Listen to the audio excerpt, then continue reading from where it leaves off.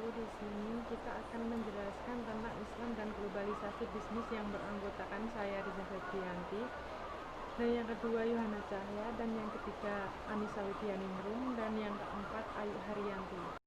Ini saya akan menjelaskan tentang pengertian globalisasi ekonomi.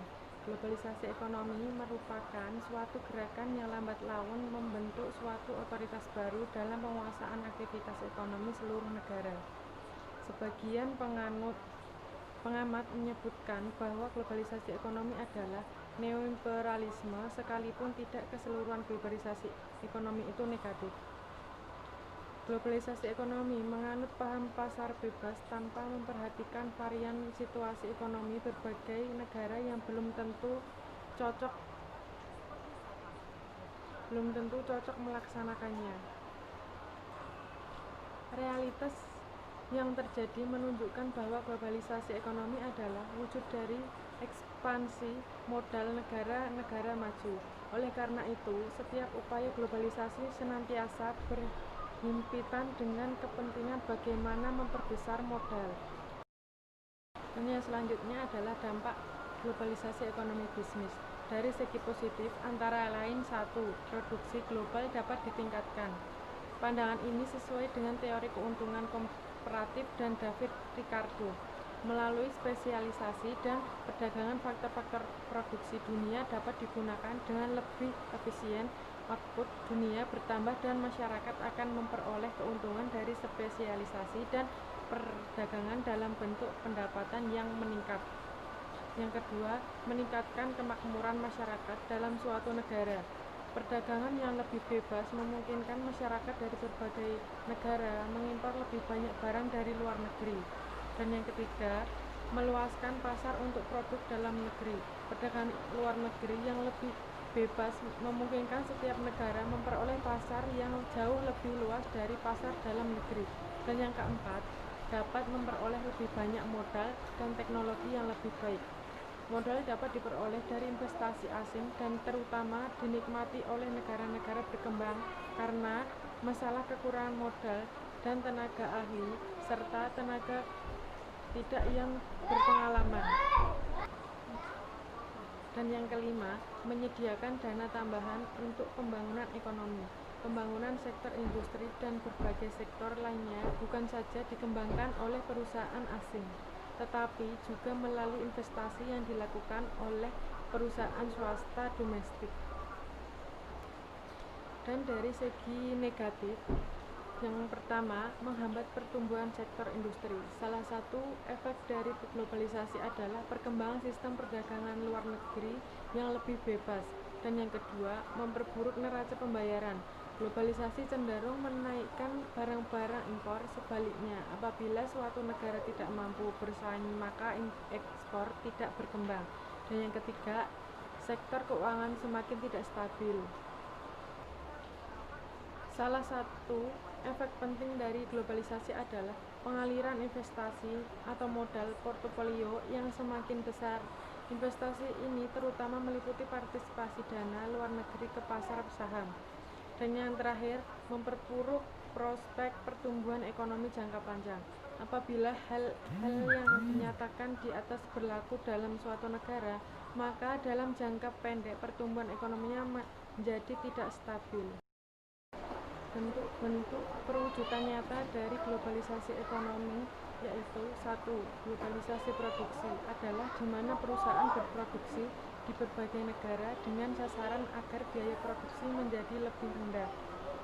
Dan yang kedua, globalisasi pembiayaan, yaitu perusahaan global mempunyai akses untuk memperoleh pinjaman atau melakukan investasi baik dalam bentuk portofolio ataupun langsung di semua negara di dunia. Dan yang ketiga, globalisasi tenaga kerja, yaitu perusahaan global akan mampu memanfaatkan tenaga kerja dari seluruh dunia sesuai kelasnya. Dan yang keempat, globalisasi jaringan informasi, yaitu masyarakat suatu negara dengan mudah dan cepat mendapatkan informasi dan negara-negara di dunia karena kemajuan teknologi antara lain melalui TV, radio, media cetak, dan lain-lain. Dan yang kelima, globalisasi perdagangan, yaitu terwujud dalam bentuk penurunan dan penyerahan tarif serta penghapusan berbagai hambatan non-tarif. Yang selanjutnya yaitu perdagangan bebas. Perdagangan bebas merupakan suatu varian tersendiri dari perdagangan internasional. Perdagangan internasional diartikan sebagai kegiatan transaksi barang dan jasa yang dilakukan pelaku ekonomi antar negara. Adapun perdagangan bebas merupakan perdagangan internasional tanpa adanya hambatan masuk seperti tarif, kuota, bea impor, bea ekspor, dumping, dan sebagainya. Dalam perspektif makroekonomi Islam, Naf'an mengemukakan bahwa secara umum Islam memandang perdagangan internasional sebagai berikut. Yang pertama, aktivitas perdagangan merupakan hal yang mubah. Yang kedua, seluruh barang yang halal pada dasarnya dapat diperniagakan ke negara lain. Yang ketiga, hukum perdagangan internasional dalam Islam disandarkan pada kewarganegaraan pedagang atau pemilik barang, bukan pada asal barang. Yang keempat, pedagang dari negara kafir atau negara kafir yang memiliki perjanjian damai dengan negara Islam.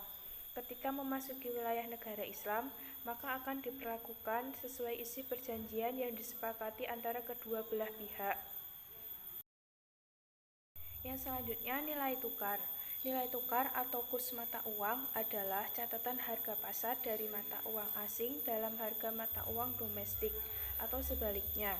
Nilai tukar uang mempresentasikan tingkat harga pertukaran dari satu mata uang yang lainnya dan digunakan dalam berbagai transaksi, antara lain transaksi perdagangan internasional, turisme, investasi internasional, ataupun uang jangka pendek antara negara yang melewati batas-batas geografis ataupun batas-batas hukum.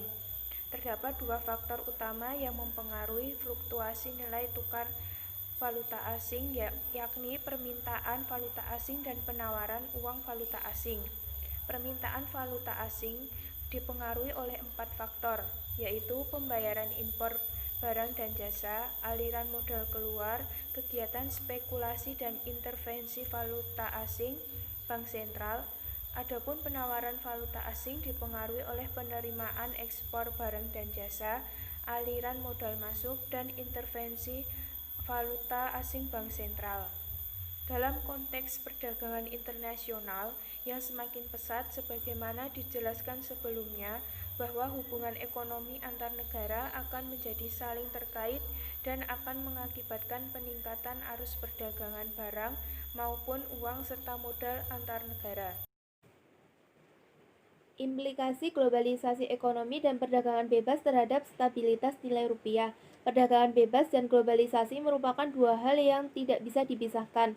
Asumsi-asumsi yang menyertai pentingnya globalisasi ekonomi dan perdagangan bebas tidak serta-merta memberikan keberuntungan bagi perekonomian suatu negara.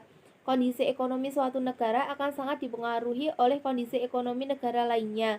Kegiatan penghubungnya adalah transaksi berjalan berupa ekspor dan impor barang atau jasa serta transaksi modal berupa arus modal masuk dan arus modal keluar sebagaimana yang dicatat dalam neraca pembayaran suatu negara.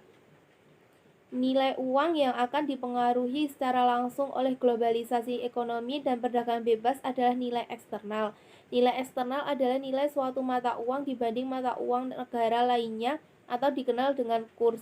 Terdapat banyak faktor yang mempengaruhi nilai tukar mata uang suatu negara. Di antaranya adalah harga faktor produksi yang berasal dari luar negeri. Naiknya harga faktor produksi yang berasal dari luar negeri mendorong investor dalam negeri harus mengeluarkan uang berupa valuta asing yang lebih banyak, sehingga permintaan valuta asing akan naik dan mendorong menguatnya nilai valuta asing serta di sisi lain mengakibatkan melemahnya nilai mata uang domestik. Di Indonesia, sebagaimana termuat dalam Undang-Undang Nomor 23 Tahun 1999, Undang-Undang Nomor 3 Tahun 2004, dan Undang-Undang Nomor 6 Tahun 2009, bahwa lembaga negara yang diamanahkan khusus untuk mengendalikan stabilitas rupiah, termasuk stabilitas secara eksternal yang tercermin dalam nilai tukar adalah Bank Indonesia.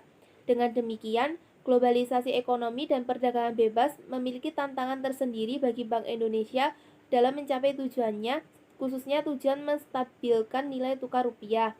Di sisi lain, Pemerintah sebagai otoritas fiskal melalui 3 instrumen kebijakan fiskalnya, yakni tax, transfer payment, dan government expenditure, perlu membuat kebijakan-kebijakan strategis yang mendukung penguatan nilai tukar, seperti mengalokasikan investasi melalui badan usaha milik negara atau BUMN pada sektor usaha yang mendorong peningkatan ekspor dan optimalisasi pengolahan faktor-faktor produksi di dalam negeri, sehingga permintaan valuta asing yang tinggi dapat mendorong naiknya nilai mata uang asing serta melemahnya mata uang dalam negeri dapat dikendalikan.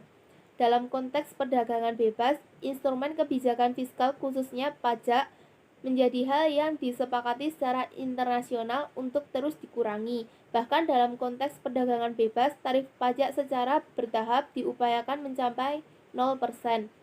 Namun demikian, instrumen fiskal berupa transfer payment dan government expenditure masih tetap menjadi 2 instrumen fiskal yang dapat menjadi andalan pemerintah dalam mengintervensi pasar uang serta berkontribusi terhadap upaya pengendalian nilai tukar rupiah.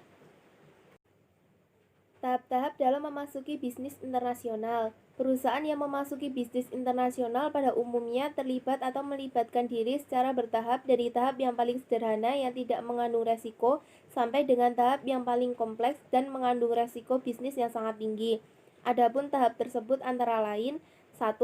Ekspor insidentil. Dalam tahap ini terjadi pada saat adanya kedatangan orang asing di negeri kita, kemudian ada yang membeli barang-barang dan kita harus mengirimkannya ke negeri asing itu. 2. Ekspor aktif. Keaktifan hubungan transaksi bisnis yang telah terjalin ditandai dengan semakin berkembangnya jumlah maupun jenis komoditi perdagangan internasional. Dalam tahap aktif ini, perusahaan negeri sendiri mulai aktif untuk melaksanakan manajemen atas transaksi, tidak seperti tahap awal di mana pengusaha hanya bertindak pasif. 3. Penjualan lisensi. Dalam tahap ini, negara pendatang menjual lisensi atau merek dari produknya kepada negara penerima. Dalam tahap ini, yang dijual hanya merek atau lisensinya saja, sehingga negara penerima dapat melakukan manajemen yang cukup luas terhadap pemasaran maupun proses produksinya, termasuk bahan baku serta peralatannya. Untuk keperluan pemakaian lisensi tersebut, maka perusahaan dan negara penerima harus membayar fee atas lisensi itu kepada perusahaan asing tersebut. 4. Franchising. Dalam tahap ini, perusahaan di suatu negara menjual tidak hanya lisensi atau merek dagangnya saja, akan tetapi lengkap dengan segala atributnya termasuk peralatan, proses produksi, resep-resep campuran proses produksinya, pengendalian mutunya, pengawasan mutu bahan baku maupun barang jadinya, serta bentuk pelayanannya. 5. Pemasaran di luar negeri. Dalam bentuk ini memerlukan intensitas manajemen serta keterlibatan yang lebih tinggi karena perusahaan pendatang harus aktif dan mandiri untuk melakukan manajemen pemasaran bagi produknya itu di negeri asing. Pengusaha pendatang yang merupakan orang asing harus mampu untuk mengetahui perilaku di negeri penerima, sehingga dapat dilakukan program-program pemasaran yang efektif. 6. Produksi dan pemasaran di luar negeri. Dalam tahap ini, perusahaan asing datang dan mendirikan perusahaan di negeri asing dengan segala modalnya, kemudian memproduksi di negeri itu, lalu menjual hasil produksinya itu di negeri itu juga. Bentuk ini memiliki unsur positif bagi negara yang sedang berkembang, karena dalam bentuk ini negara penerima tidak perlu menyediakan modal yang sangat banyak untuk mendirikan pabrik tersebut. Tahap-tahap dalam memasuki bisnis internasional. Perusahaan yang memasuki bisnis internasional pada umumnya terlibat atau melibatkan diri secara bertahap dari tahap yang paling sederhana yang tidak mengandung resiko sampai dengan tahap yang paling kompleks dan mengandung resiko bisnis yang sangat tinggi. Adapun tahap tersebut antara lain: 1. Ekspor insidentil. Dalam tahap ini terjadi pada saat adanya kedatangan orang asing di negeri kita, kemudian ada yang membeli barang-barang dan kita harus mengirimkannya ke negeri asing itu. 2. Ekspor aktif. Keaktifan hubungan transaksi bisnis yang telah terjalin ditandai dengan semakin berkembangnya jumlah maupun jenis komoditi perdagangan internasional. Dalam tahap ini, perusahaan negeri sendiri mulai aktif untuk melaksanakan manajemen atas transaksi, tidak seperti tahap awal di mana pengusaha hanya bertindak pasif. 3. Penjualan lisensi. Dalam tahap ini, negara pendatang menjual lisensi atau merek dari produknya kepada negara penerima. Dalam tahap ini, yang dijual hanya merek atau lisensinya saja, sehingga negara penerima dapat melakukan manajemen yang cukup luas terhadap pemasaran maupun proses produksinya termasuk bahan baku serta peralatannya. Untuk keperluan pemakaian lisensi tersebut, maka perusahaan dan negara penerima harus membayar fee atas lisensi itu kepada perusahaan asing tersebut. 4. Franchising. Dalam tahap ini, perusahaan di suatu negara menjual tidak hanya lisensi atau merek dagangnya saja, akan tetapi lengkap dengan segala atributnya, termasuk peralatan, proses produksi, resep-resep campuran proses produksinya, pengendalian mutunya, pengawasan mutu bahan baku maupun barang jadinya, serta bentuk pelayanannya. 5. Pemasaran di luar negeri. Dalam bentuk ini memerlukan intensitas manajemen serta keterlibatan yang lebih tinggi karena perusahaan pendatang harus aktif dan mandiri untuk melaksanakan manajemen pemasaran bagi produk itu di negeri asing. Pengusaha pendatang yang merupakan orang asing harus mampu untuk mengetahui perilaku di negeri penerima, sehingga dapat dilakukan program-program pemasaran yang efektif. 6. Produksi dan pemasaran di luar negeri. Dalam tahap ini, perusahaan asing datang dan mendirikan perusahaan di negeri asing dengan segala modalnya. Kemudian memproduksi di negeri itu, lalu menjual hasil produksinya itu di negeri itu juga. Bentuk ini memiliki unsur positif bagi negara yang sedang berkembang karena dalam bentuk ini negara penerima tidak perlu menyediakan modal yang sangat banyak untuk mendirikan pabrik tersebut. Selanjutnya, hambatan dalam masuki bisnis internasional. Melaksanakan bisnis internasional tentu saja akan lebih banyak memiliki hambatan ketimbang di pasar domestik. Negara lain tentu saja akan memiliki berbagai kepentingan yang seringkali menghambat terlaksananya transaksi bisnis internasional. Di samping itu, kebiasaan atau budaya negara lain tentu saja akan berbeda dengan negara sendiri. Oleh karena itu, maka terdapat hambatan dalam bisnis internasional yaitu 1. Batasan perdagangan dan biaya masuk. Kedua, perbedaan bahasa, sosial, budaya atau kultural. Ketiga, perbedaan kondisi sosial budaya.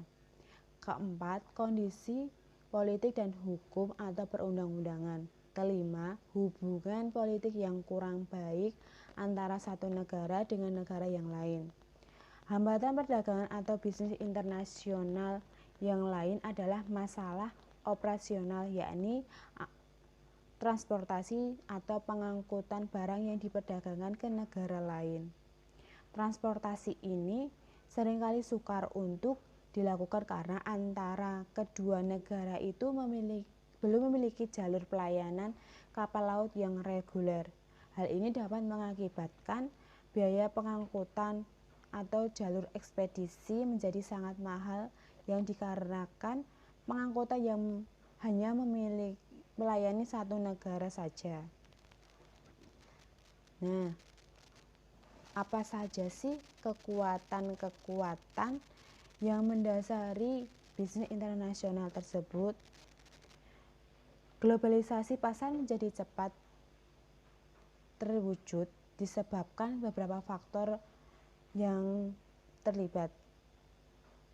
1. Diterapkannya secara meluas sistem dan kebijakan perdagangan bebas. Yang kedua, perkembangan teknologi, khususnya telekomunikasi dan informasi. Yang ketiga, terjadinya perubahan peta kekuatan politik dunia akibat hancurnya sosialis komunis, khususnya di negara Eropa Timur dan ex-Soviet, yang mengakibatkan unggulnya sistem kapitalisme. Kekuatan yang mendasari bisnis internasional atau BI berorientasi pada manajemen oriented.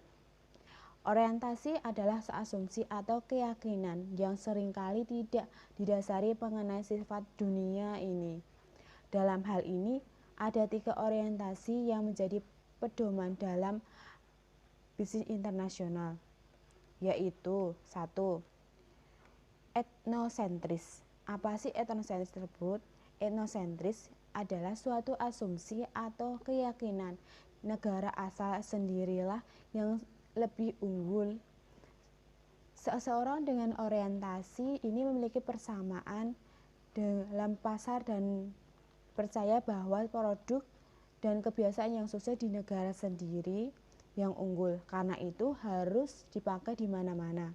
Dalam perusahaan etnosentris, operasi di luar negeri dianggap kurang penting dibanding domestik, terutama dilakukan untuk melebar kelebihan produksi domestik. Yang kedua yaitu polisentris. Polisentris adalah kebalikan dari etnosentris, yaitu keyakinan yang didasari bahwa setiap negara unik dan berbeda-beda. Cara untuk meraih sukses di setiap negara adalah harus dapat menyesuaikan diri dengan perbedaan unik dari setiap negara. Dalam tahap polisentris, anak perusahaan didirikan di pasar luar negeri. Ketiga, yaitu geosentris dan regiosentris. Perusahaan memandang wilayah regional dan seluruh dunia sebagai suatu pasar dan mencoba mengembangkan strategi pemasaran terpadu secara regional atau dunia. Inilah yang disebut pandangan dunia yang memiliki persamaan dan perbedaan dalam pasar dan negara serta mencoba menciptakan strategi global yang benar-benar responsif pada kebutuhan dan keinginan lokal.